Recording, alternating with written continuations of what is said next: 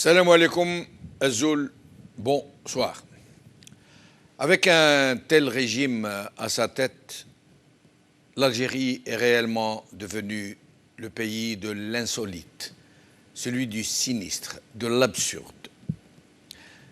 Un pays qui a dépensé, ou plutôt gaspillé, des fortunes colossales et dont la plupart des secteurs sont malheureusement naufragés.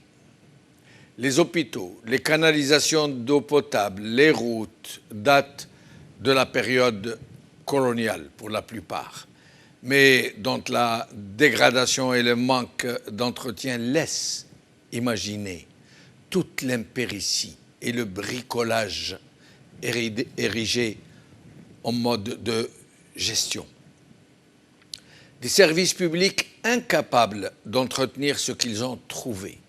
Et le plus loufoque, s'il n'était tragique, est qu'il existe des gens, généralement proches du régime, qui nous reprochent de noircir le tableau, d'exagérer les choses, alors que cette carence des pouvoirs publics est d'une évidence aveuglante. Rien ne fonctionne normalement dans ce pays. Absolument rien. Au point où les membres du régime, leur parentèle, leur clientèle, ne sont en Algérie pour s'occuper de leurs petites affaires. Ils ne savent quasiment rien des affres de la vie au quotidien dans ce malheureux pays, puisque malgré les moyens financiers dont ils disposent, ils n'y vivent pratiquement pas, ou bien alors vraiment au-dessus du panier dans des structures dorées qui sont mises à leur disposition. Ils ont tous, ces gens-là, des résidences de l'autre côté de la Méditerranée, là-bas, où ils installent leurs pénates et leurs familles. Leurs enfants ne vont pas à l'école algérienne, totalement sinistrés, mais ils les scolarisent là-bas. Et quand ils n'ont pas d'autre choix que de vivre en Algérie, alors ils les envoient dans des écoles privées, où la qualité de l'enseignement est autrement plus élaborée que le programme destiné à leurs indigènes. Pareil pour leur santé. Ils ne se soignent jamais dans leur pays, mais là-bas, dans des établissements qui ne sont pas des mouroirs, comme dans le pays, dans un système de santé supposé gratuit et où il faut se débrouiller jusqu'au fil chirurgical, où il faut régler la facture de la plupart des prestations, des examens, des analyses, en tout genre, où le traitement antidouleur est un luxe, où le cancer fait d'innombrables victimes, où les gens meurent d'affections d'un autre âge.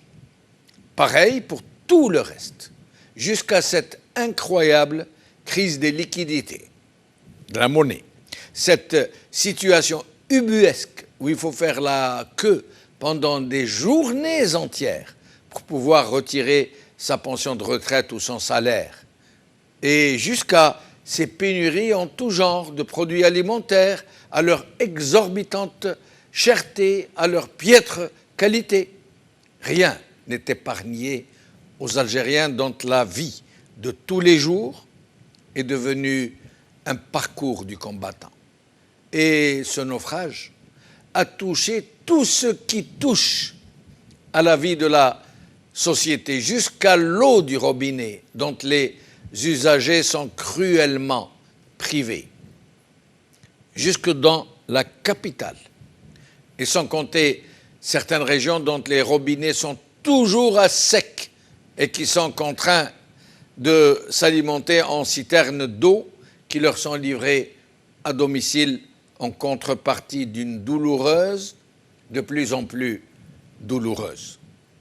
Une situation qui va en s'aggravant chaque jour un peu plus, en plus d'une crise économique qui affecte très durement des catégories entières de la population. Dans un pays où le système D est devenu le seul moyen pour tenter de satisfaire des besoins parmi les plus vitaux. Dans un pays où le taux de chômage avoisinerait les 50% de la population active. Et pendant ce temps, en ces jours étriqués, où la société manque de tout, où la malvie fait des ravages, où une précarité de plus en plus dure se répand en taches d'huile, dans un pays qui dispose pourtant de fabuleux potentiels, les tenants du pouvoir continuent de nous dire que l'Algérie est devenue une puissance régionale, reconnue dans toute l'Afrique et le pourtour méditerranéen, que sa voix porte dans le monde entier, que son armée a failli intervenir en Libye si Haftar avait dépassé la ligne rouge qui lui avait été impartie par Tebboune. Et dans le même temps, pour briser ce sursaut citoyen qui tente de sauver ce qui reste de ce malheureux pays, ce Hirak qui a suscité l'admiration des peuples du monde, ce régime n'a rien trouvé de mieux que de le subvertir, le Hirak, de l'infecter, de le terroriser, de semer la discorde et la violence en son sein. C'est ainsi que fonctionnent les régimes prédateurs.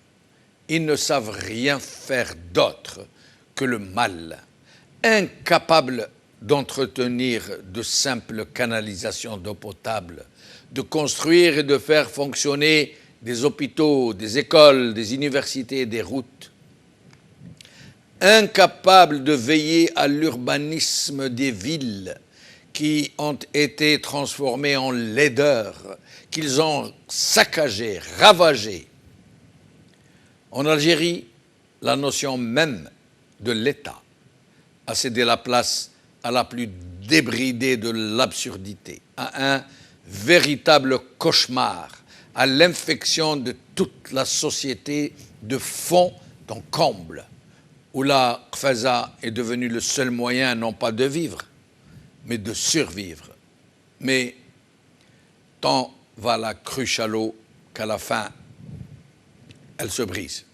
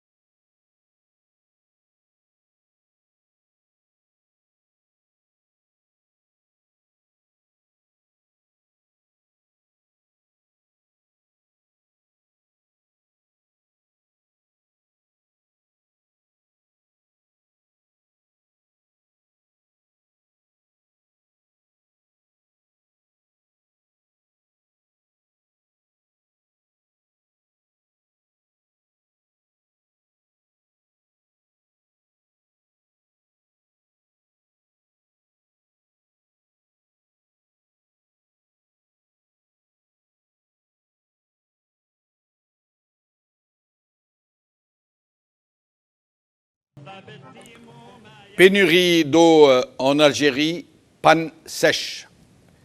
C'est le titre de notre émission d'aujourd'hui. Pour en parler, j'ai ici avec moi Hakim Haddad, activiste politique en Algérie. Hakim, merci d'être là. Merci de votre invitation. Salam alaikum. Alaikum salam wa rahmatullah.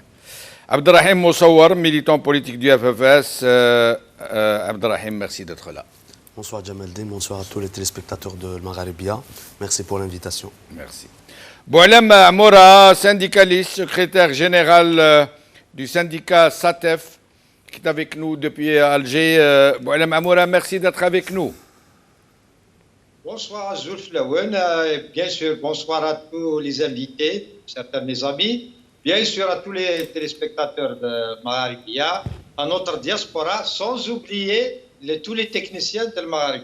Merci beaucoup, merci beaucoup. Alors, nous devions recevoir deux représentants d'associations qui tournent un peu autour de l'eau, hein. La POS et la PCT, qui avaient accepté cette invitation et qui, à la dernière minute, une des deux a décliné poliment, l'autre ne veut même pas prendre le téléphone. Nous comprenons parfaitement. Nous savons ce que ces gens subissent de pression. On a dû savoir qu'ils allaient intervenir à Al-Magharibia pour dire la souffrance des gens, tout ce qu'ils endurent. Et donc on a dû faire pression sur eux. Elles refusent, ces deux personnes, d'intervenir. Nous les comprenons parfaitement. C'est dommage. Alors, nous allons commencer par Boualem Amoura, syndicaliste. Boualem Amoura, l'eau est devenue un vrai problème en Algérie. Et peut-être faut-il rappeler d'abord que la plupart des barrages, y compris ceux qui ont été hérités de la période coloniale, sont envasés, complètement envasés. Et le fait seulement de les draguer coûterait plus cher que de construire de nouveaux barrages, nous dit-on, hein, sous réserve. On nous dit aussi, des spécialistes, que les canalisations d'eau potable, les canalisations qui vont généralement de la station d'eau, d'épuration d'eau, de traitement de l'eau, jusqu'au robinet, ou du château d'eau jusqu'au robinet. Ces canalisations sont presque toutes trouées. Ça veut dire l'eau qui part du château d'eau pour arriver au robinet, il y a au moins 40% de déperdition, de l'eau qui s'en va comme ça.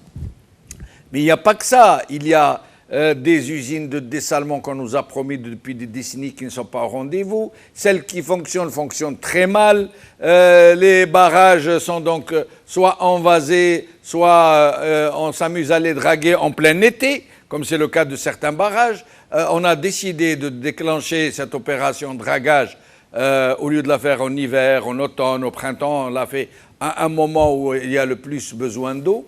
Au niveau des ménages, c'est la catastrophe, y compris à la capitale, Alger, qui souffre de plus en plus. Et je ne parle pas des zones d'ombre, comme ils disent, où c'est une véritable catastrophe.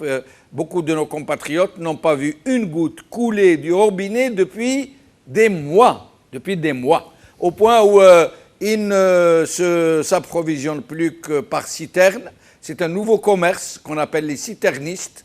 Ce sont des gens qui ont un tracteur et qui vous ramènent une citerne à 1500, 2000 dinars, et puis il va la recharger, la servir à quelqu'un d'autre. Et les gens ont aménagé des citernes en plastique un peu partout dans leur maison, et ça fonctionne comme ça. C'est à croire que l'Algérie, après avoir gaspillé plus de 1000 milliards de dollars, est en train de vivre une situation digne, pas seulement des pays du tiers-monde, mais digne des pays où règne la sécheresse, où c'est la guerre civile, où il n'y a pas d'administration. C'est incroyable. Boualem Amoura. Merci, vous avez bien sûr dressé un tableau noir. C'est la réalité, nous sommes en Algérie. Pour la question,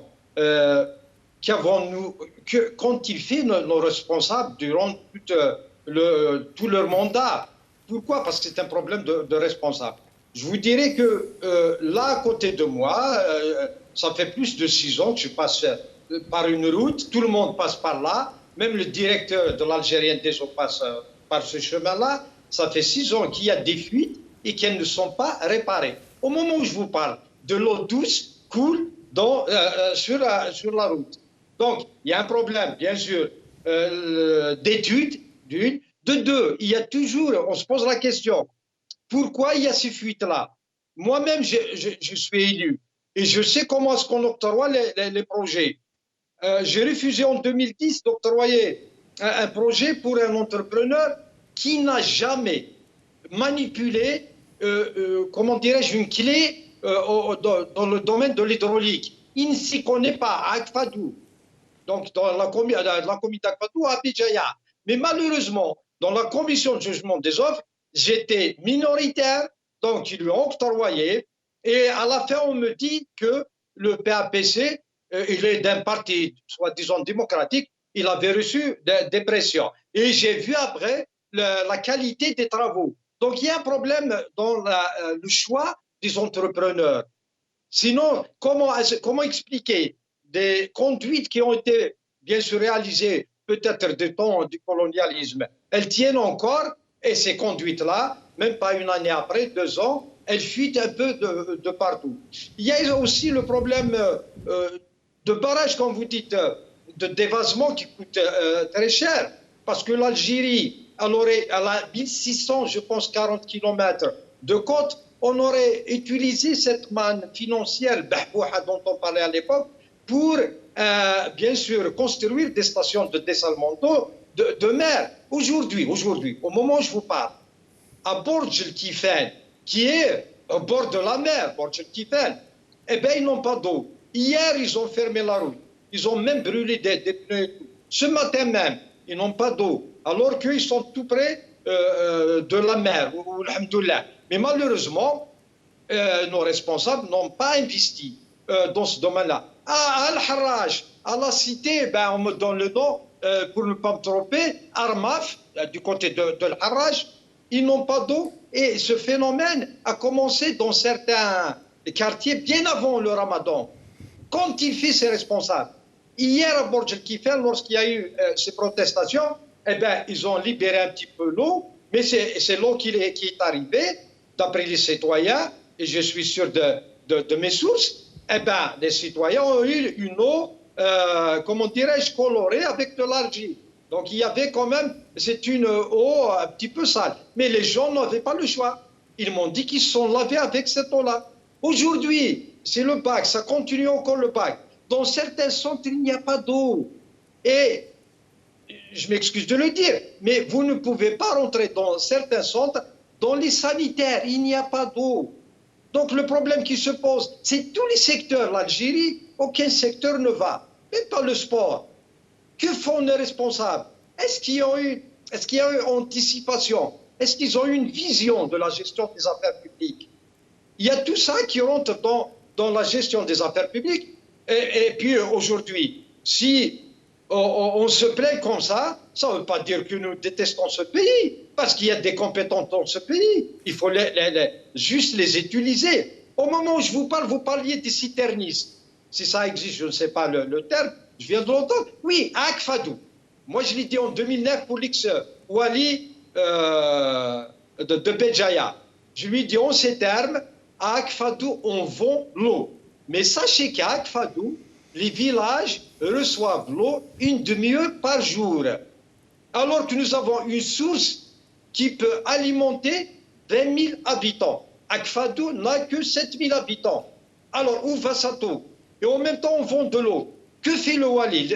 Même les Wali actuels de Béjaïa, ils octroient des autorisations pour des gens étrangers à la commune.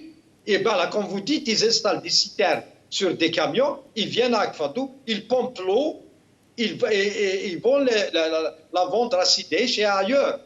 Donc là, il y a un problème de gestion, de responsable. Et quand le PAPC veut arrêter ça, vous n'avez même pas le droit ni le pouvoir, parce qu'ils ont eu l'autorisation du Wali. Alors, Boualem Amoura, restez avec nous, je reviens à vous dans un instant. Puisque ce régime est en train de terroriser les associations et autres acteurs qui interviennent sur El Magharibia. Alors nous allons lancer un appel à nos concitoyens compatriotes qui souffrent de ce problème. D'abord de m'écrire, de me dire ce qu'ils endurent sur ma page personnelle Jamaldine Benchinouf Facebook, que je lirai ici. Des messages très courts, s'il vous plaît. Mais aussi, nous allons ouvrir tout à l'heure le standard pour 4 ou 5 interventions de nos téléspectateurs, très courtes, pour nous donner un peu l'état des lieux, ce qui se passe dans le pays en termes de pénurie d'eau. Alors, Abdrahim Moussaour, c'est quoi cette... c'est une vraie malédiction. Il n'y a rien qui nous soit épargné. C'est incroyable. Jusqu'à l'eau, en plein été, où les gens n'ont même pas de quoi se laver, de quoi boire, de quoi... C'est incroyable. La première des choses, Jamaldine, je me permets seulement d'afficher ma satisfaction, même si elle est partielle par rapport à l'acquittement de nos amis de Raj, une association, on peut dire syndicat aussi, qui forme des militants, Hakim Haddad, Hamimi, Kamel, Massi, qui ont été acquittés hier au tribunal d'Alger. Inch'Allah, j'espère que ça va être la même chose pour les détenus politiques d'opinion, les journalistes qui sont incarcérés injustement. Et je souhaite aussi un bon courage à tous les élèves qui sont en train de passer leur bac. Ça a commencé le dimanche dernier. Je pense que demain, ça va être le dernier jour. Donc, je leur souhaite un bon courage. Sinon, pour la crise liée à l'eau potable en Algérie, je pense que là, ce n'est pas à sa première. Hein. Oui, ça a toujours été le cas. La différence aujourd'hui, c'est que tout est mis sur les réseaux sociaux, c'est-à-dire la catastrophe dans la gestion des questions de la cité, des questions nationales. On la voit en plein, c'est-à-dire à la lumière du jour. Il y a les réseaux sociaux. On n'a plus besoin de presse servile pour informer les gens. Au contraire, la presse aux ordres du régime nous montre la distribution d'appartements avec des robinets en disant que l'eau potable existe. C'est tout le contraire, alors qu'en réalité, on voit que des chaînes humaines de dizaines de mètres, les gens qui vont ramener de l'eau. On est en 2021 et en Algérie, les Algériens, ils vont chercher de l'eau dans des... Moi, je me souviens quand j'étais petit, mais c'était pour aller chercher de l'eau dans des sources. Même on avait ce problème. Mais en 2021, où dans la nature de l'être humain, son rapport à l'eau c'est la vie dans tous les pays du monde. Les pays qui ont des précipitations, de la pluie, ils savent gérer cette richesse naturelle. Ils savent la conserver, la rationner. Et nous, en Algérie, on a un certain nombre de barrages, on a des richesses naturelles, parfois il y a de la pluie, avec tous ces barrages d'ailleurs même qui ont été construits à l'époque coloniale. Nous avons un ministère d'hydraulique, des barrages, mais on se pose parfois la question à quoi ils servent, qu'est-ce qu'ils font de leur quotidien. Notre ami tout à l'heure, il a cité un problème, parfois dans des rues, il y a une fuite d'eau qui reste 6 mois, 7 mois sans qu'elle soit réparée. Et lorsque c'est la catastrophe, il n'y a plus d'eau. Dans les grandes villes, là, il va faire, les prochains jours, il va faire très chaud en Algérie. Je me demande comment les citoyens vont s'en sortir. Moi, je pense que l'explication globale dans tout ça, c'est la gestion catastrophique du pouvoir en place de toutes les questions. On a vu la crise sanitaire. Tous les pays avaient essayé d'ouvrir les frontières.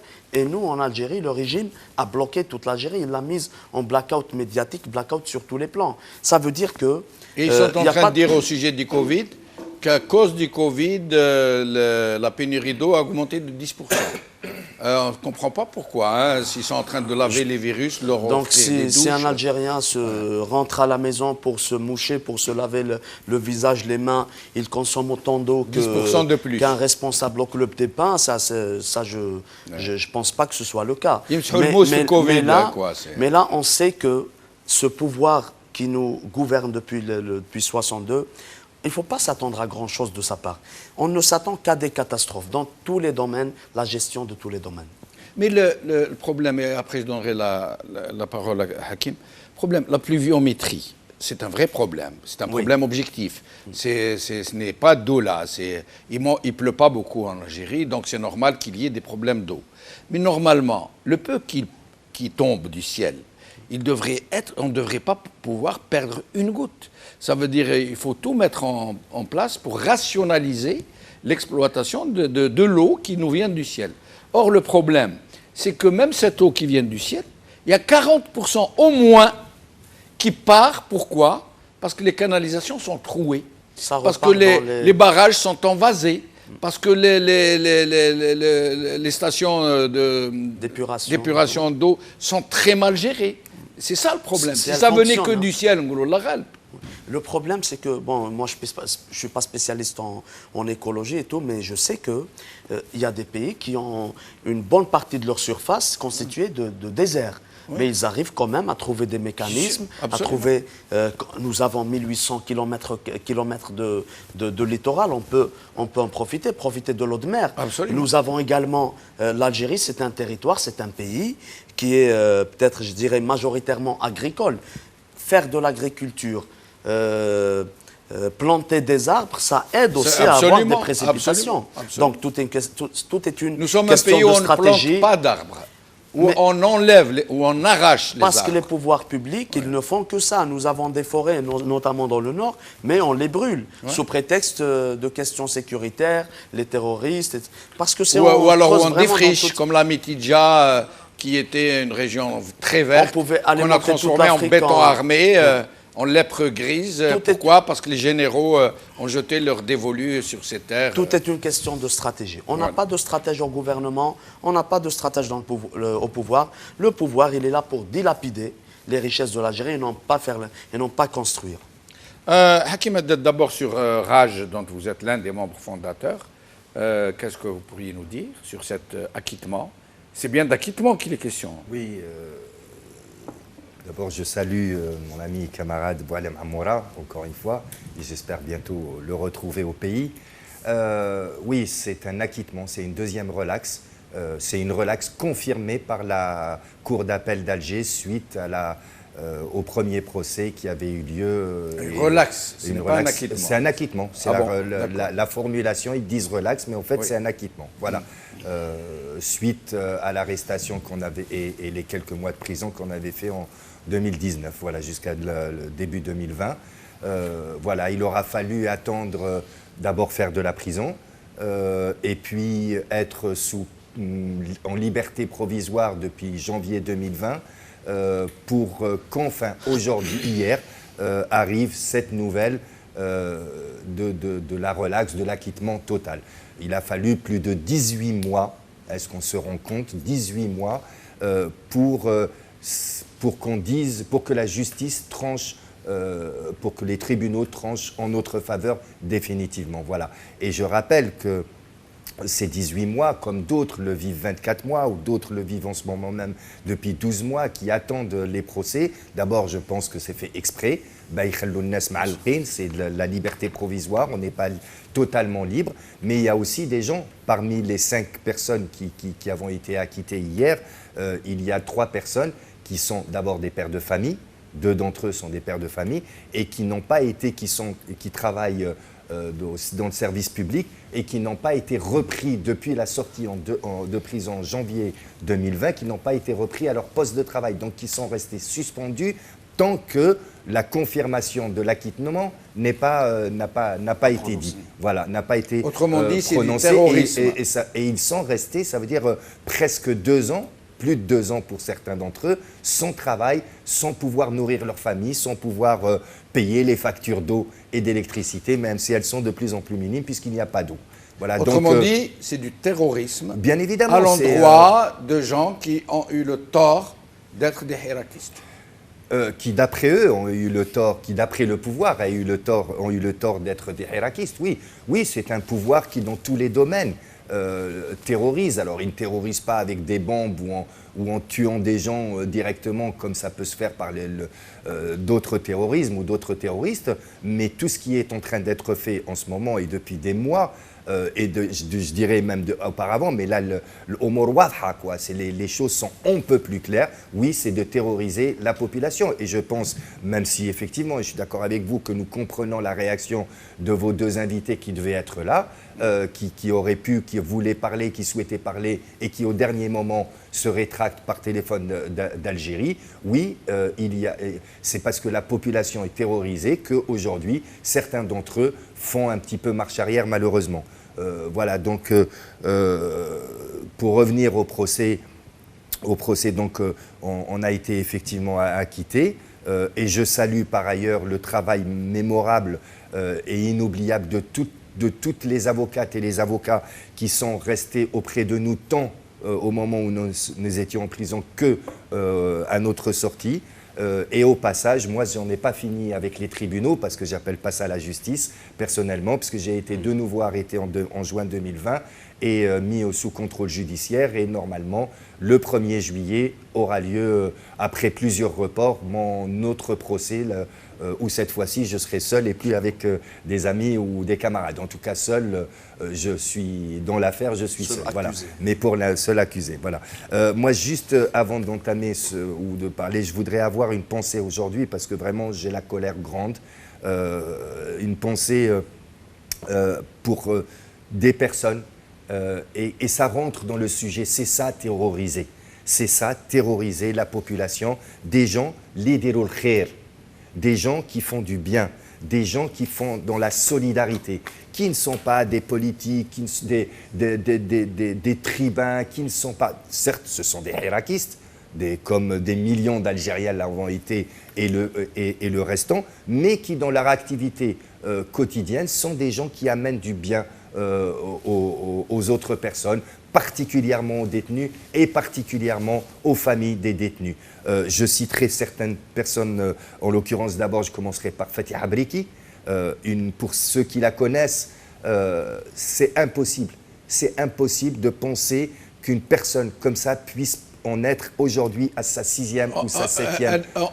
On ne peut pas mieux trouver que ce que vous venez de qualifier d'homme de bien, d'homme et de femme de bien. Voilà. Et elle en est. Voilà, elle en est. Vraiment, Fatiha est une femme de bien. Elle a beaucoup avec le apporté. sourire, Oui. toujours avec le sourire, toujours en train de demander des nouvelles de nos familles, des nôtres, de notre santé, si nous avons besoin de choses, toujours en train de soutenir les autres familles. L'Hadi Lassouli également, qui a été d'un grand apport dans la solidarité qui s'est organisée, que ce soit pour les familles des détenus, mais également pendant la première et la deuxième période du coronavirus, qui distribuait des sachets de nourriture avec du lait, avec des couches, avec le minimum vital, ce que le pouvoir, ce que le gouvernement, ce que l'État n'a pas fait, les citoyens l'ont fait. Et aujourd'hui, des citoyens comme Fatiha, comme Lahadi, comme Nawal Laïb, que beaucoup connaissent dans le Hirak, qui est en ce moment même en train d'être interrogé dans les commissariats d'Alger, comme Mohamed Smallah,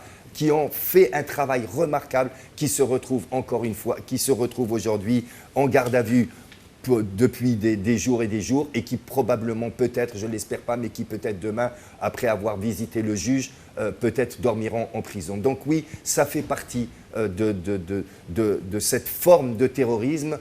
On s'attaque à des gens, on s'attaque à des journalistes pour que les presses se taisent, on s'attaque à des militants pour que les autres militants se taisent, on s'attaque à des personnes comme ça, de belles personnes comme ça, qui ne font qu'aider leurs prochains pour que les autres ne s'y mettent pas. Voilà, donc même les dirul khair, même ceux qui vont dans le sens, j'allais dire, de l'État, l'État, le kamel ntaou, c'est pas le pouvoir, c'est pas le gouvernement, mais l'État, ça veut dire aider, apporter du bien aux autres, servir les autres, et bien même ceux qui font ça, et d'une certaine manière pourraient aider objectivement l'État, et ben ils leur cherchent des noises, excusez-moi l'expression, ils leur cherchent des problèmes et ils les emprisonnent. Voilà, donc voilà à quoi on a affaire en ce moment. Pour apporter de l'eau à votre moulin, avant de parler de cette histoire d'eau, de pénurie, ce régime qui terrorise réellement, c'est le mot. S'il y a un terroriste quelque part, c'est ce régime et ses méthodes qui terrorisent le Hirak pour le dissuader, qui terrorisent les gens qui vont vers le Hirak, qui terrorisent les gens qui sont tentés d'aller vers le Hirak. Ce régime qui met des dizaines de milliers de policiers à Alger chaque semaine, qui interroge les gens, qui les enlève de chez eux, qui les enlève en pleine rue, et il vient nous dire le Hirak est fini. Et on se demande, si le Hirak était aussi fini qu'ils le disent, pourquoi autant de répression? Pourquoi autant de dissuasion? Pourquoi autant de terrorisme? Parce que c'est le vrai mot qui qualifie ce genre d'attitude. Mais sinon, sur cette histoire de pénurie que vous avez connue, nous ne sommes pas de la même génération, mais Pas très loin. Mais moi, je me rappelle de ces baignoires qu'on remplissait et qu'on vidait le lendemain quand on avait la chance d'avoir de l'eau. Cette déperdition incroyable. Ces gens qui allaient chercher des jerrycans de 25 litres et qui les montaient jusqu'au 15e étage. Et puis est venue la prospérité, l'argent, et on nous avait dit c'est fini tout ça, on va vous construire des barrages, on va faire des stations, dessalement de l'eau de mer. Et on en est là aujourd'hui, on est revenu à la case départ, et peut-être même pire, puisque maintenant c'est quasi général, c'est tout le pays qui se plaint. C'est pire, parce que quand nous allions chercher avec nos jerrycans de l'eau, chacun dans nos régions, y compris dans les grandes villes, voilà, c'était dans le temps. Mais comme ça vient d'être dit, on est en 2021, et on n'est pas en train de parler de Chlef ou de Kharrata, ou voilà, on parle de la capitale. On parle de la capitale, l'image du pays. Donc oui, c'est pire que la cité. Et même si c'est arrangé dans les prochaines semaines, ça n'empêchera pas que nous sommes en pleine catastrophe. Je dirais que ce pouvoir, malgré, il a raison de le préciser, ou ça a été dit tout à l'heure, les compétences d'individus, de techniciens qu'il y a à l'intérieur, mais ce pouvoir, il attache, je ne sais pas comment le dire en français, il attache, il a soif la population surtout. Côté pour boire, pour se laver, côté des libertés, côté de prospérité, il a soif l'Algérie et il a soif les Algériens sur tous les domaines. Voilà, donc comme ça vient d'être dit, malheureusement c'est malheureux, mais c'est pas étonnant. Voilà, quoi attendre de la part d'un pouvoir politique qui met en prison des gens qui l'aident à ce que des Algériennes et des Algériens se nourrissent au moins une fois par jour. C'est encore une fois, ce n'est pas une surprise et nous continuerons, malheureusement, on en a régulièrement parlé ici et il n'y a pas de fond, malheureusement, nous allons continuer avec un pouvoir comme ça à creuser et à nous enfoncer et il n'y a pas de fond. Voilà. Quant au Hirak, la seule issue positive, elle est encore là. Alors, je vais lire quelques messages, quelques témoignages de nos téléspectateurs. Tiziri Taous, les quelques toilettes publiques d'Alger ont fermé porte à cause de l'eau. Samir Abdelkaïd, on m'a attaqué en justice parce que j'ai installé une citerne. J'habite au 5e étage et je n'ai pas d'eau à longueur d'année. J'imagine qu'il y a pire que moi. Alors, au sud du pays, il y a une nappe phréatique gigantesque.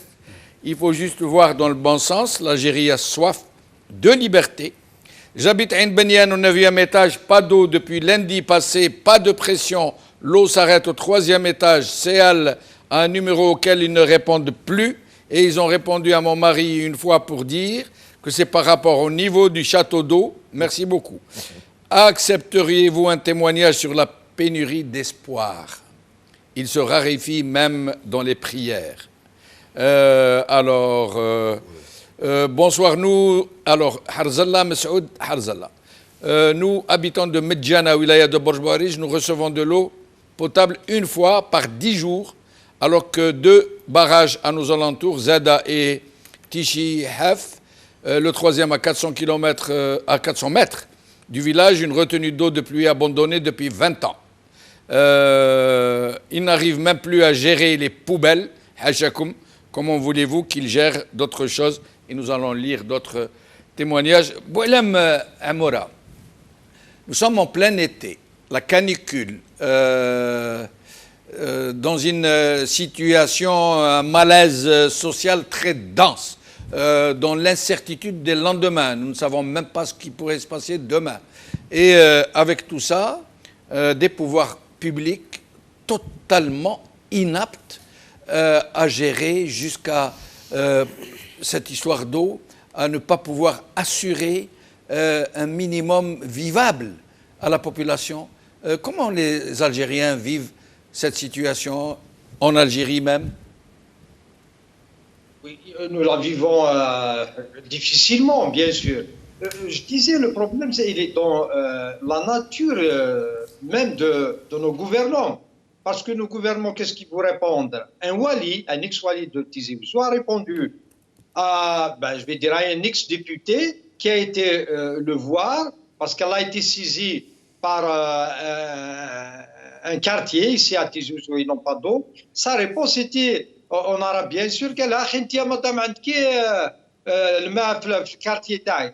Elle lui dit oui. Eh bien, vous voyez l'esprit de gestion, comment ils gèrent les affaires publiques. Il y a aussi une mauvaise distribution de l'eau. Certains quartiers, aujourd'hui, à El Bière, ils ont de l'eau 24/24. Mais vous allez à côté de Bouzaréa, ils n'ont pas d'eau.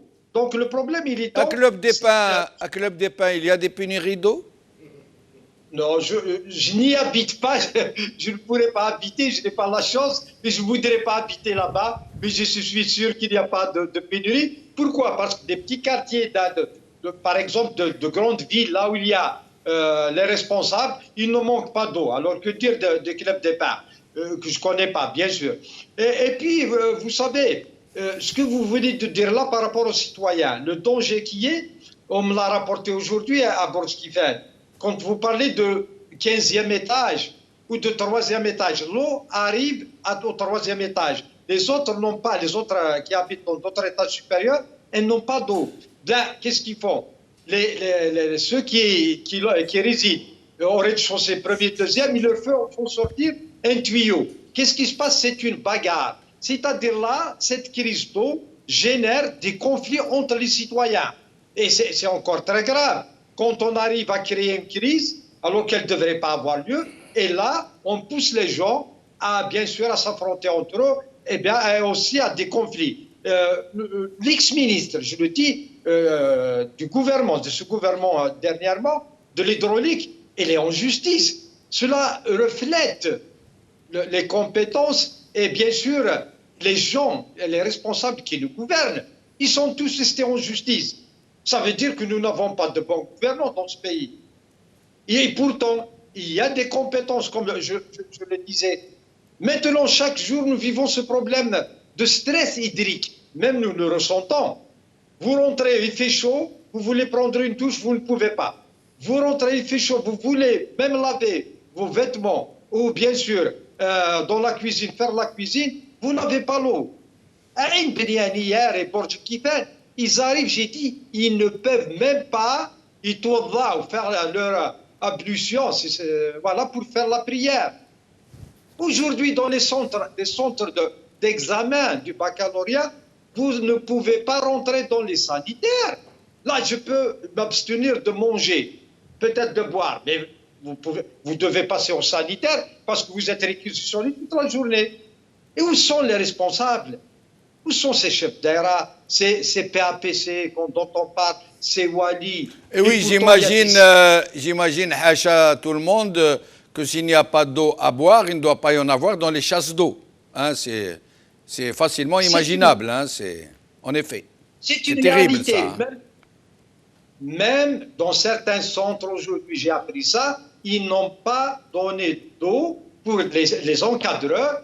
Et quand un élève, un candidat veut boire, il doit quémander, entre guillemets, et bien quémander une petite bouteille d'eau.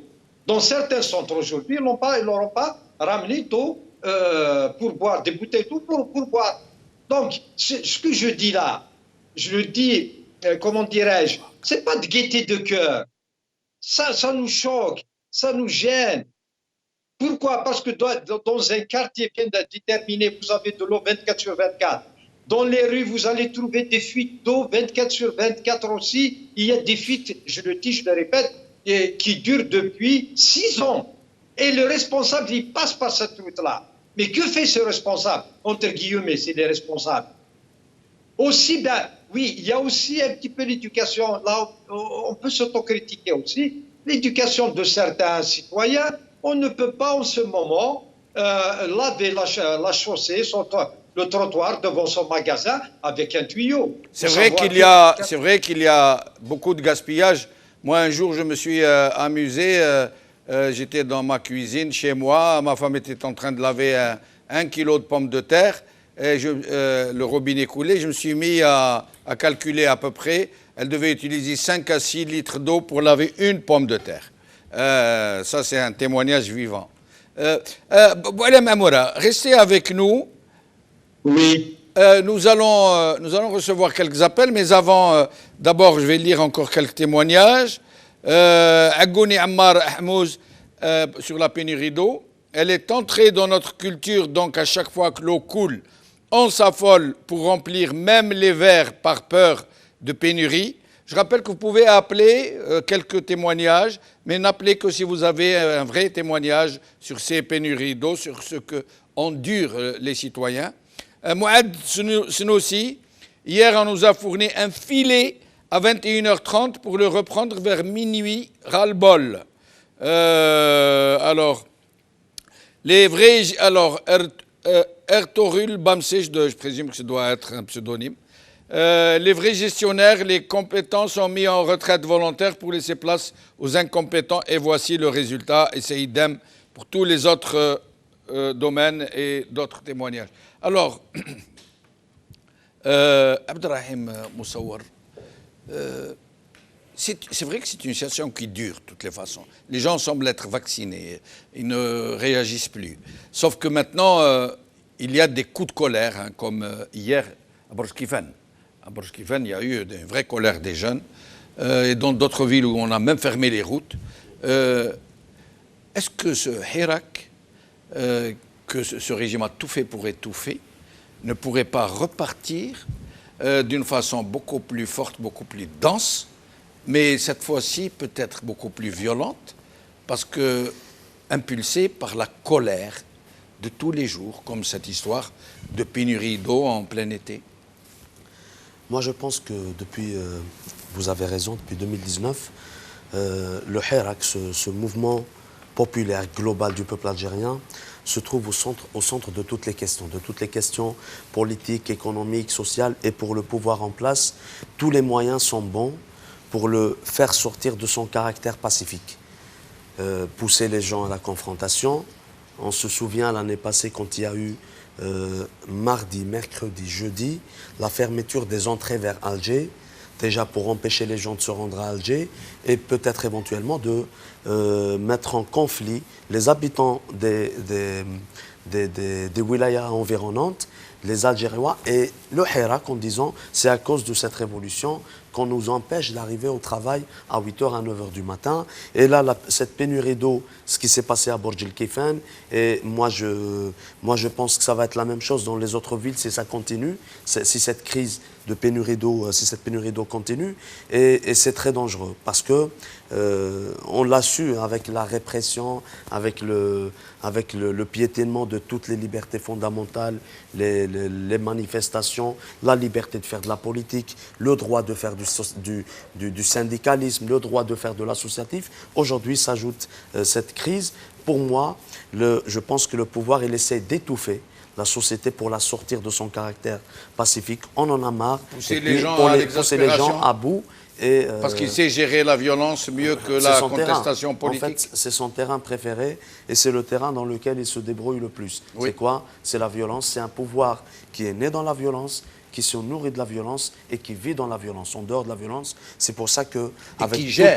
Et qui gère avec la violence. Le terrorisme, pas seulement la violence. Qui sait gérer toutes les formes de violence. Donc avec toutes ces tentatives d'étouffer les voix discordantes au sein du Hirak depuis 2019, ça n'a pas marché. Donc la seule solution pour lui, je pense que c'est de chercher des moyens pour se mettre en confrontation avec le peuple dans un cadre violent. Donc et là, il va sortir ses griffes. Donc chose que je ne souhaite pas, bien sûr. Hakim? Oui, voilà. C'est un pouvoir qui ne sait faire que ça. Voilà, je ne pourrais pas dire mieux que Abderrahim. Simplement, maintenant, qu'est-ce qu'on doit faire? D'abord, votre question amène à quoi faire? Comment faire? Où le faire? Que faire? Voilà. Pour éviter que le Hirak ne dégénère en violence, voilà, en mouvement de colère, plutôt qu'en mouvement de contestation politique et de revendication. Bien sûr, politique. Parce que le risque, il est présent. Que ce soit volontaire de la part du pouvoir, et il y a beaucoup de choses qui sont volontaires, ou que ce soit involontaire, avec probablement ces histoires d'eau et tout qui se répètent et qui ne vont pas s'arrêter du jour au lendemain, tout ça montre l'exaspération de la population qui va finir, en tout cas certains pans de la population, peuvent finir, et en particulier on peut penser aux jeunes, même si j'ai très confiance dans cette catégorie, excusez-moi cette expression, mais par péter les plombs, voilà, c'est tout ce que je trouve, et répondre à l'affrontement, répondre à la provocation.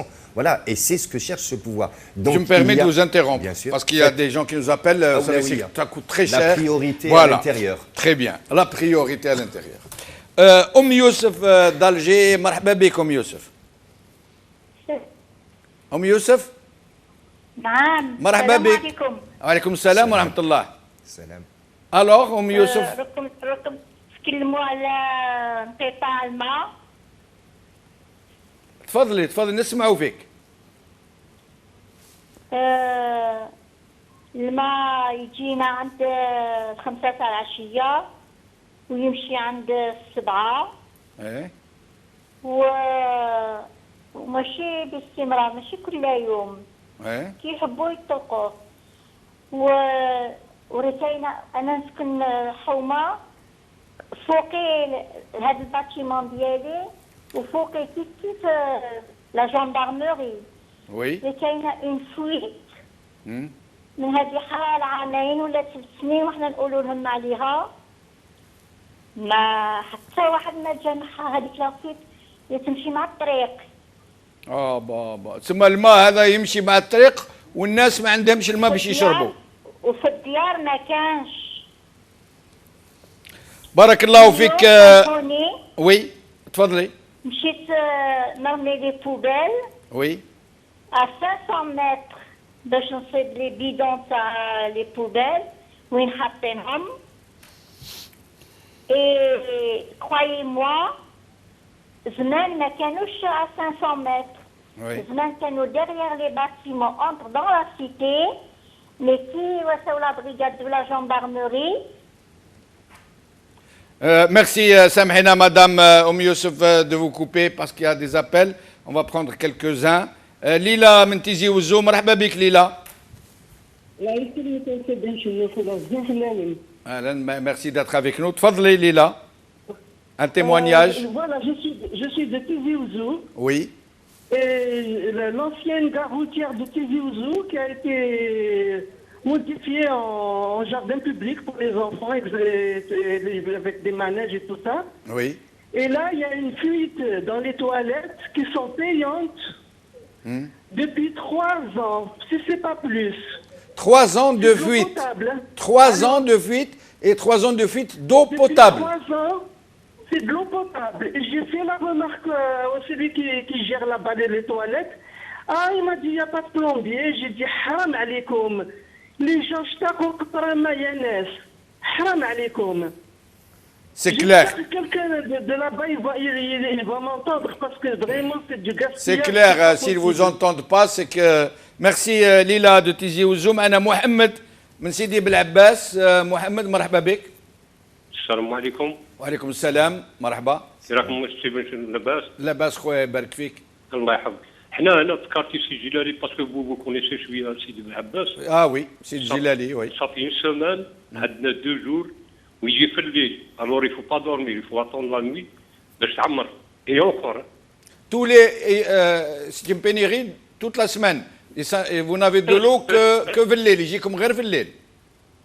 سي بن شنو دي فوا انا نشري 5 لتر باش نتوضا. باش نصلي باش نتوضا باش نصلي. نعم.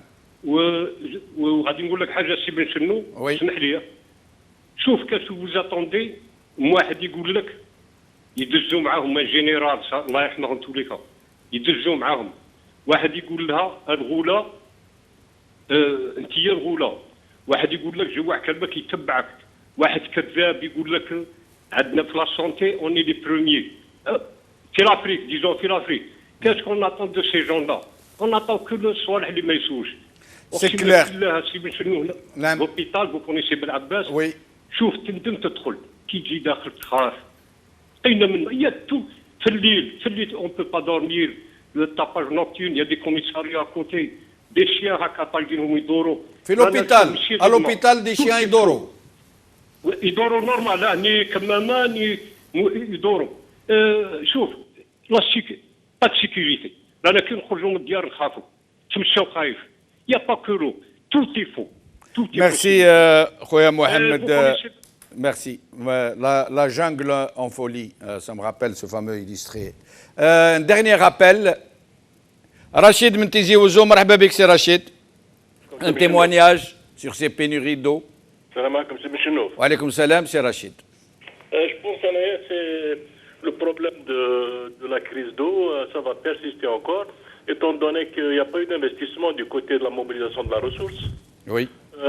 Quand ils ont construit le barrage à Tizi Ouzou, ils ont abandonné carrément les puits qui étaient tout le long de l'ouest de Sebaou, ce qui fait que toutes les conduites qui mènent vers les cités, les Bichra, etc. ont été bannies. Oui. Donc on les a remplacés. Maintenant, on fait recours à l'ouest de Sebaou. Imaginez, on pompe de l'ouest de Sebaou au barrage de l'eau de l'ouest de Sebaou pour compenser un peu le manque d'eau. Donc, sur le plan mobilisation, il n'y a pas eu d'investissement et le problème va persister étant donné que la population elle a augmenté pour multiplier peut-être par 10 la population algérienne. Donc, tout ça, du côté études, du côté mobilisation de la ressource, ça va être une catastrophe d'ici peut-être peu de temps. Les gens ne vont pas trouver aucune goutte d'eau. Et pour ce qui est, Samahni, vous semblez assez concerné par ces problèmes. Pour ce qui est de l'entretien des canalisations, dont on nous dit que 40% est perdu. Il y a une déperdition de l'eau depuis la station de pompage ou le château d'eau, ou la station de traitement de l'eau jusqu'au robinet. Il y aurait 40%, presque la moitié. C'est un problème récurrent, effectivement, c'est un problème général. Pour l'Algérie, effectivement, même les moyens d'intervention, ils sont limités au niveau des agences ADE. Ils ont des moyens très, très limités. Ce qui fait que quand il y a des conduites comme ça qui fuient un peu partout, donc côté moyens d'intervention, ils sont très, très limités pour pouvoir répondre. Effectivement, ça nous ramène un peu à appeler des agents de l'ADE, et il faut attendre 1 mois, 2 mois pour qu'ils viennent réparer. Puisqu'étant donné qu'ils sont pris un peu partout pour les fuites. Moi, je dirais que le problème il va être récurrent, il va être très très important, parce que sur le côté mobilisation de la ressource de l'eau, effectivement, rien n'a été fait dans ce sens-là. Voilà. Et puis le drame dans tout ça, c'est que le barrage il a diminué cette année.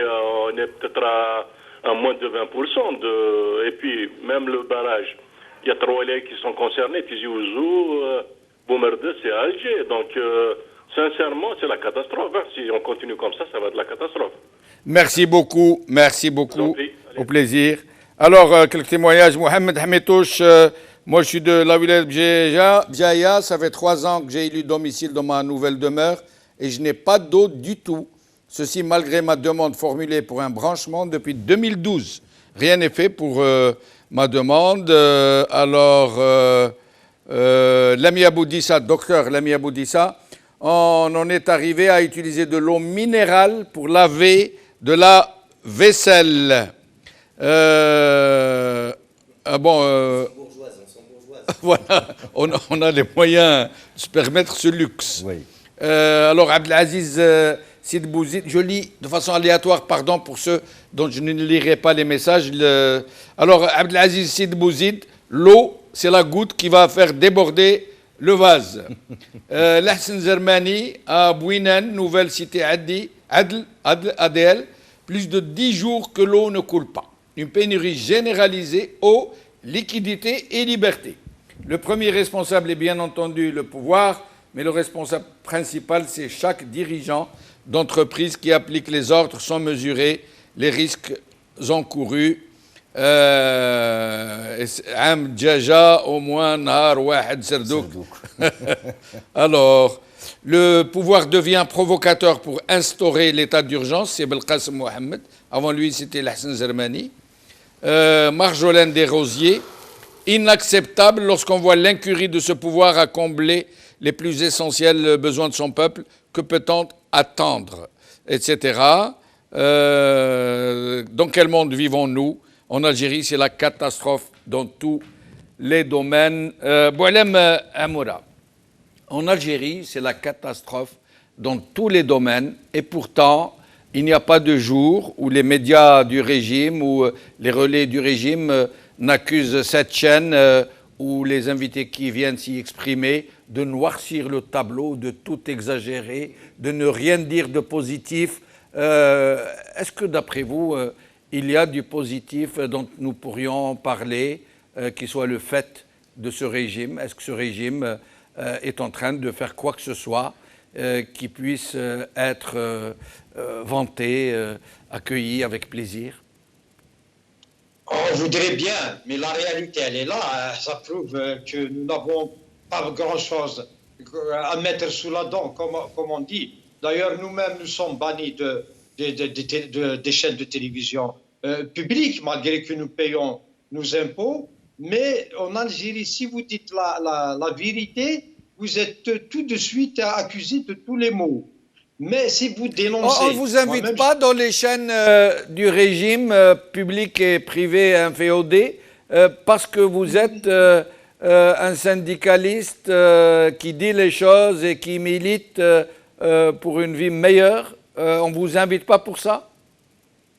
Tout à fait, tout à fait. Pourtant, nous disons les choses, la vérité, mais entre-temps aussi, nous leur donnons des solutions. Si nous ne faisons que critiquer, là, on nous dira que vous êtes des gens qui sont négativistes, si ça se dit, vous pensez toujours négativement, mais là, on leur fait des propositions toutes simples. Il ne faut pas sortir de Saint-Cyr pour vraiment voir ces solutions-là. Malheureusement, on ne nous écoute pas. Et aussi, on a vu que ces chaînes-là, malgré ce qu'ils ont fait, par exemple, elles ne sont pas vues et écoutées par la population. Parce que sinon, on n'aurait pas un taux très faible de participation aux élections législatives organisées le 12 juin, parce qu'ils ont fait vraiment un forcing, mais là, ça n'a pas marché. Donc, nous leur disons que ce n'est pas de cette manière qu'on gère un pays qui est d'une grandeur d'un continent. Essayons de faire mieux. Il y a de la place pour tout le monde. Quand je dis qu'il y a un problème, il y a une fuite dans un lieu bien déterminé, pourquoi il n'intervient pas? Notre camarade de Tizi Rachid qui vient d'intervenir, je pense qu'il est dans le domaine, parce qu'il a cité, actuellement à Tizi Ouzou, ils sont en train de pomper l'eau, bien sûr, de la nappe phréatique du Oued Chibaou vers le barrage. Mais il y a un très grave danger, c'est très grave pour les futures générations. Ça, c'est grave, c'est un danger. Qu'allons-nous leur laisser pour les futures générations, comme font dans tous les pays du monde? Ils ne pompent pas tout leur pétrole, par exemple, ils laissent une partie pour les futures générations. Là, non, on essaie de détruire, et quand vous dénoncez, on vous dit, vous êtes la main étrangère, les pieds étrangers, et vous êtes manipulés et tout. Mais qu'on arrête de dire ça. Vous qui ne gérez pas bien, vous qui ne faites pas votre travail pour lequel vous êtes très bien payés. Ils sont très bien payés. Vous nous dites que vous êtes manipulés. Même quand ils ne travaillent pas, même quand ils ne travaillent plus, même quand ils sont chassés par leurs camarades mis en congé, ils relèvent de la FCR, comment on dit, la FCR, FSR, Fonds spécial de retraite. C'est des retraités de luxe qui touchent 40 millions, 50 millions, 60 millions par mois. Donc même quand ils ne travaillent pas, ils sont bien traités, ne vous en faites pas. Boualem Mamoura, oui, je vais vous poser une question.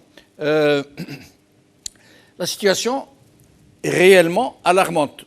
Encore que, vous savez, avec l'imprégnation, les gens, quand ils s'habituent à quelque chose, par exemple, vous habitez à côté d'une tannerie qui pue, qui sent très mauvais. Les premiers jours, vous n'arrivez même pas à respirer. Et puis, au bout d'une semaine, vous vous imprégnez et vous ne sentez plus les mauvaises odeurs. Et donc, c'est la même chose pour ce qui est des effets dévastateurs de ce régime.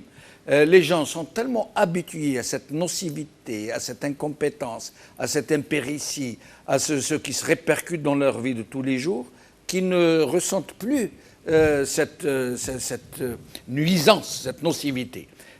Pourtant, beaucoup de gens craignent que la situation ne puisse réellement dégénérer. Est-ce que vous pensez que les Algériens pourront comprendre que de leur calme, de leur pacifisme, dépendra la suite des événements, qu'il ne faut absolument pas qu'ils perdent confiance en eux-mêmes et qu'ils perdent leur sang-froid. Si à cause de ces problèmes récurrents, ils pourraient être poussés par un mouvement de colère à s'exprimer de façon assez violente, est-ce que cela pourrait être possible d'après vous? Non, je ne le pense pas, malgré qu'il y a une très grande frustration, il y a une très grande colère, mais j'ose dire, surtout depuis 2019 avec ce Hirak, cette révolution, le peuple algérien a mûri, il y a une certaine conscience. D'ailleurs, vous avez entendu, nous avons tous entendu les intervenants de Ben Abbas, d'Alger, un peu partout, c'est des gens qui parlent avec lucidité d'abord, qui n'insultent plus. Quand même, le Hirak, il a apporté une certaine éducation pour le peuple algérien, entre guillemets. Donc, pour qu'il y ait une colère excessive, aller vers la violence, cela ne va pas se poser. Pourquoi? Parce que, je disais, depuis 2019, sincèrement, il y a des groupes dans chaque wilaya de personnes qui essayent quand même d'apaiser la situation. C'est vrai qu'il y a certains jeunes qui sont à chaque fois, qui s'emportent à chaque fois, qui sont vraiment très en colère, mais quand même, il y a des sages qui les respectent, ces gens-là respectent, bien sûr, et qui interviennent, parce qu'ils ont déjà essayé de faire le passé, d'essayer un petit peu d'infiltrer et d'aller vers la provocation, mais heureusement qu'il y a des gens sages qui ont intervenu plusieurs fois. Là, j'ai participé, j'étais présent à Tizi Ouzou, à Béjaïa, à Adjé, un peu partout. Il y a des intervenants qui disent non, nous n'allons pas vers la violence. Et restez avec nous, Boualem Amouraï. Il est vrai que nous avons besoin de rassembleurs, que nous avons besoin de pacificateurs, parce que nous allons jouer un quart d'heure très important. Nous allons passer à un autre sujet, si vous le permettez, celui de la fraude, du bourrage, de ces élections qui ont été tellement bourrées qu'elles sont passées, nous dit-on, d'à peu près 5 à 8% de vraie participation. C'est 23% qui nous ont donné, ce qui n'empêche pas que c'est 80% à peu près de la population, en prenant leurs chiffres, qui sont abstenus.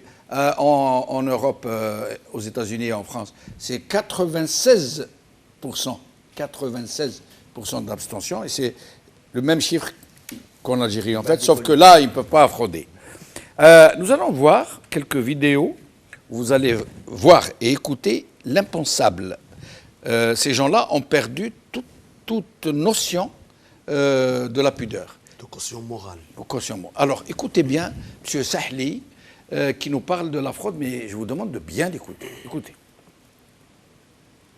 نغلق المراكز على الناس الأخرين ونحل مركز واحد في ولاية بجاية في بلدية تالا حمزة، وإلا حبيتوا تعرفوا علاش تحل في هذه البلدية ماشي دون دوطر كومين، روحوا شوفوا شكون يسير البلدية دوك تعرفوا السبب.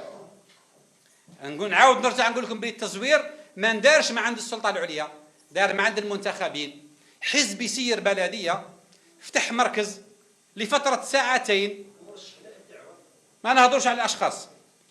المركز فيها 4000 مسجل، في ساعتين ينتخبوا 3000، و3000 هذولي من يروحوا كامل الحزب واحد، ولي مرشح واحد، حتى داخل الحزب كان غير مرشح واحد. يعني وين رانا رايحين بهذه العقلية هذه؟ أكثر من 3 مرشح. كاين بعض الأحزاب حزب اللي تحصل على أكثر من عشرات المقاعد، حزب بلا ما نسميوه تحصل واقع على 40 مقعد ولا أكثر. على المستوى الوطني في بجاية شحال يدي 8 أصوات، المرشحين نتاعو ما فوتوش.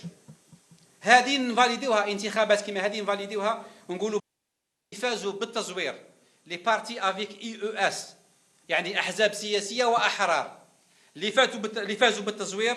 حنا نقول لهم راكم ما شرفتوش الالتزامات الصادقه اللي عبر عليها السيد رئيس الجمهوريه، راكم لعبتوا بالبلاد مره اخرى. اللي راه يظن باللي كيزور هنا والله هنا بيدي شويه مقاعد زايده راهو ربح، نقولوا له راك غلط في حساباتك. Non, je voudrais qu'on nous montre celle où il dit كاين تزوير بس على الأقل avec une certaine justice. Ça veut dire كانوا يعطيونا حتى هنا. J'aimerais qu'on me la trouve, c'est celle-là que j'ai demandé. Monsieur, tout le monde parle de fraude, y compris Baji du FLN, qui s'estime lésé et qui avait des recours. Nous allons d'abord écouter M. Benguerina, très vite. M. Benguerina. La 5. نطلب من الأستاذ محمد شرفي أن يفتح تحقيق محايد ونعطي حجم التزوير الفاضح لعدد من الأحزاب السياسية ويعطوا ما لديهم على حركة البناء الوطني من تزوير، ونرضى بإدانة الشعب لنا أخلاقيا بأننا مزورون، وهذا ليس تحدي وإن من أجل أخلاقة الحياة السياسية. أنتظر منكم أن تنقلوا هذه الحقيقة، وأتشرف أن أتلقى اليوم ردا من كل الأحزاب السياسية، ونتقدم في هذا المساء إلى محمد شرفي ونعطي ما لدينا من تزوير لأحزاب سياسية بالعشرات. وقلت لك كانت حركة البناء الوطني في الصدارة، ولكن رغم ذلك انخرطنا في لعبة سياسية ونحترم قواعدها ولا نطعن في مؤسسات الجمهورية، ونقبل النتائج كما هي ونتعامل بالنتائج كما هي، ونمد يدنا للجميع رغم الظلم ورغم التزوير ومن الكثير. نحب نمد لك المحاضر هنا، نمد لك بالمحاضر هنا، نمد لك وما نذكر لكش الحزب، والله بالمحاضر في مكتب واحد 700 حزب من هذا اللي راه يدعو بأنه كبار، 700 في مكتب واحد، ما نقول لك شكون الحزب. في حزب واحد تلقى عنده 1800 و 1900 زايد.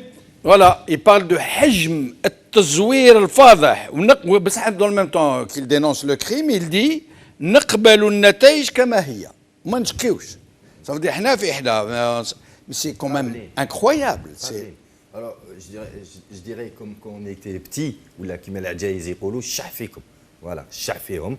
Voilà, ils ont cherché à participer à un simulacre. Mais ils s'en fichent, oui, oui. Ils ont eu des sièges. Non, mais certains, et en particulier le premier que vous avez montré, sont en train de pleurer sur leur sort, etc.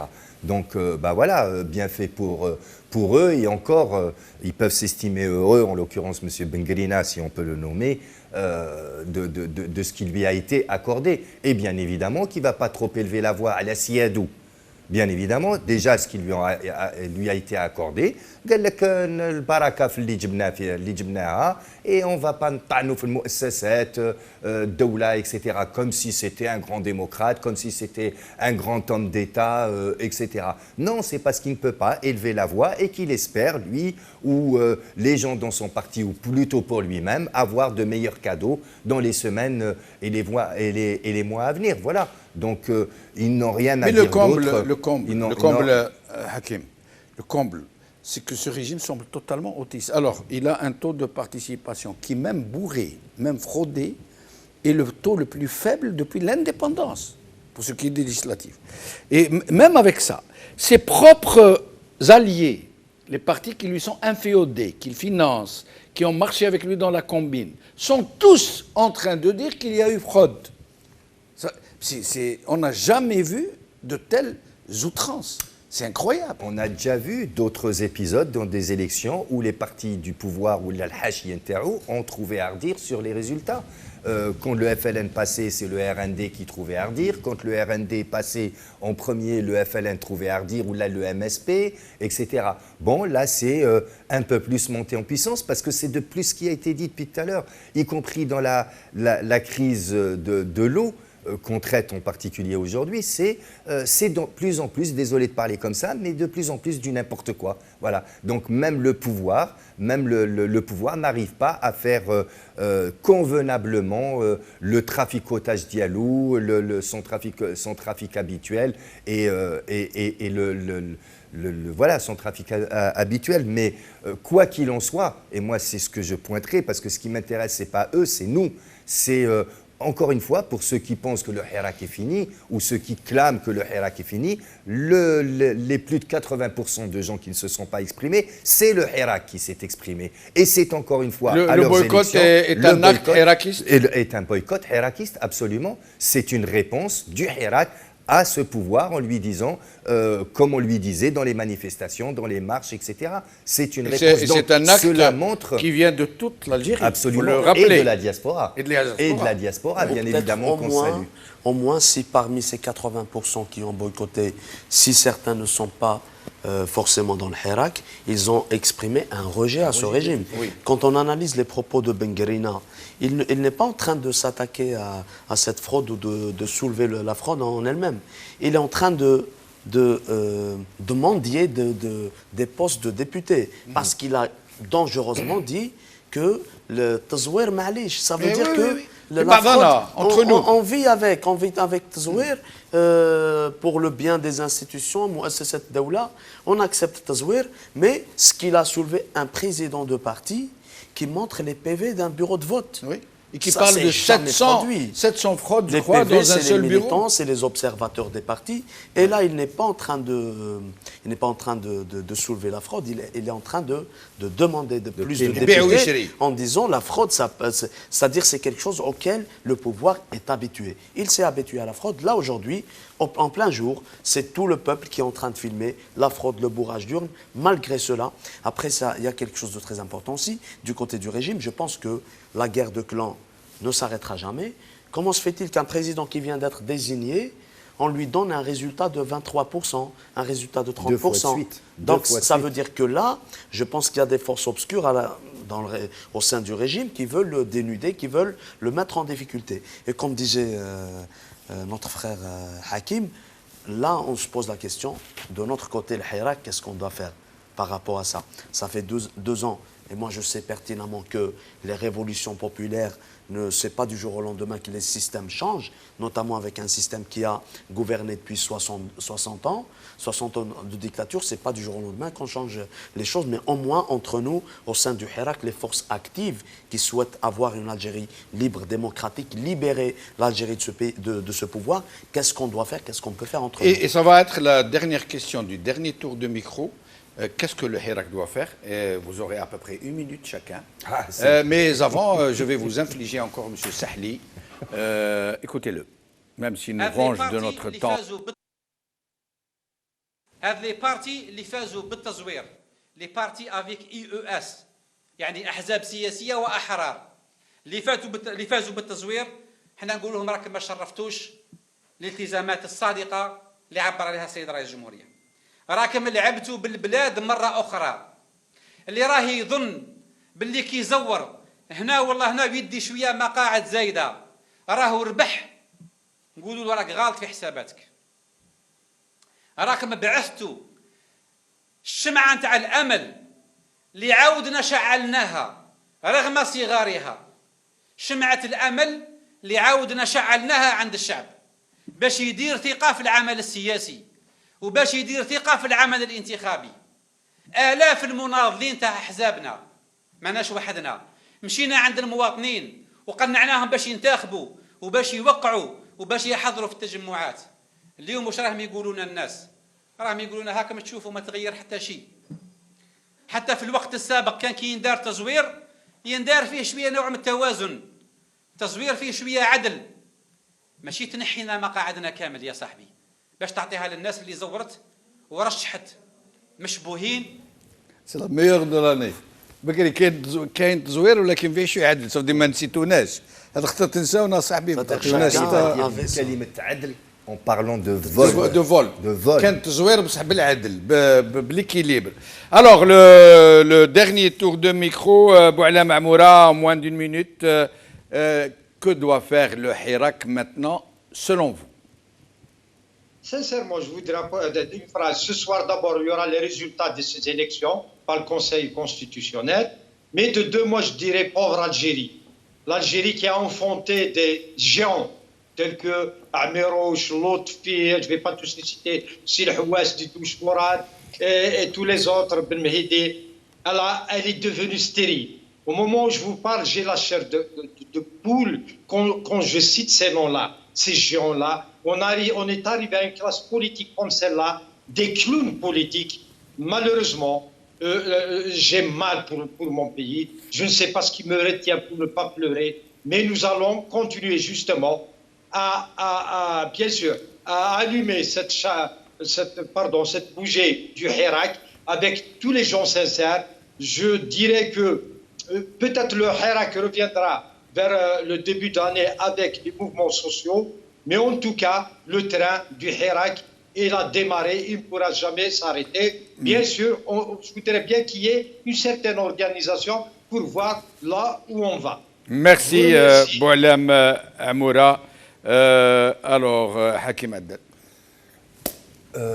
Qu'est-ce qu'on aurait dû faire depuis longtemps? Alors, en une minute, c'est très difficile parce que c'est quand même la question et à laquelle on aurait dû répondre depuis déjà longtemps, même s'il y en a dans le Hirak des acteurs et des actrices, des hommes et des femmes politiques, même certaines organisations qui disent ce qu'il fallait faire. Mais malèche, disons qu'il n'est jamais trop tard. Il faut s'organiser. Il faut s'organiser et la diaspora est encore plus important aujourd'hui. La diaspora, que ce soit en France, que ce soit à Paris ou là ailleurs, c'est encore plus important que ce qui pesait sur vos épaules et sur les épaules de la diaspora auparavant, vu la répression et la fermeture totale des possibilités de s'organiser en Algérie. Donc il faut s'organiser en peu de temps. Il faut aller vers une conférence nationale. Alors bien évidemment, on me dira comment, dans quelle situation aujourd'hui on peut aller vers ça en Algérie. Eh bien c'est possible, en tout cas de l'imaginer, en tout cas d'y travailler. Et puis je le dis, comme je l'avais déjà dit ici, s'il faut tenir cette rencontre, cette conférence nationale avec un certain nombre qui viendraient d'Algérie et d'autres qui viendraient de la diaspora, eh bien cette rencontre pourrait et doit se tenir, y compris à l'extérieur de l'Algérie. Il faut s'organiser, il faut donner une alternative. Nous ne pouvons pas laisser ce pouvoir, nous ne pouvons plus laisser cet espoir qu'on a vécu depuis le février 2019 s'évanouir. Donc une conférence, une rencontre, un congrès national avec une feuille de route commune et aller parcourir le monde pour faire valider et faire accepter cette feuille de route et en même temps de montrer qu'il y a une alternative crédible à ce pouvoir en Algérie actuelle. Abdelrahim Moussaour. Travailler pour une charte républicaine, travailler pour un contrat social entre toutes les forces vives, politiques, syndicales, associatives, citoyens, militants, hirakistes, en Algérie et à l'étranger. Pour réussir tout ça, je suis tout à fait d'accord, il faut construire des ponts de discussion, des ponts de dialogue, parce que de la discussion jaillissent les lumières. Si nous avons un régime en face qui divise les Algériens en termes d'histoire, en termes de culture, en termes de liberté, en termes de région, de langue maternelle, nous, on doit se saisir de tout ça pour lui dire que ce sont des facteurs qui pourraient faire l'union des Algériens et surtout, il faut faire du travail politique. Il faut faire de la politique, il faut faire dans le consensus entre toutes les forces vives pour qu'on puisse avancer. Cela ne viendra qu'avec le dialogue, surtout le dialogue au sein du Hirak. Merci beaucoup, Abdelrahim Moussaour, Hakim Haddad. Cette fois-ci, excusez-moi de vous couper la parole. Je vous en prie. Je salue et je remercie les techniciens, voilà, j'ai oublié la dernière fois, et un petit salut fraternel à quelqu'un qui vous aime beaucoup et qui je vous suis, Monsieur Hassani. Monsieur Hassani de Biskra, voilà. Donc la famille est très proche de la mienne. Merci beaucoup. Alors, donc Hakim Haddad, merci beaucoup. Abdelrahim Moussaour, merci beaucoup. Boualem Amoura, merci beaucoup. Dommage pour les deux personnes qui devaient être avec nous, qui malheureusement ont décliné. Merci à ceux qui ont appelé ou qui ont posté des commentaires sur ma page Facebook. Je vous dirai seulement ceci. Aujourd'hui, et plus que jamais avant, Selmiya, et plus que jamais, Khawa la khair, salam.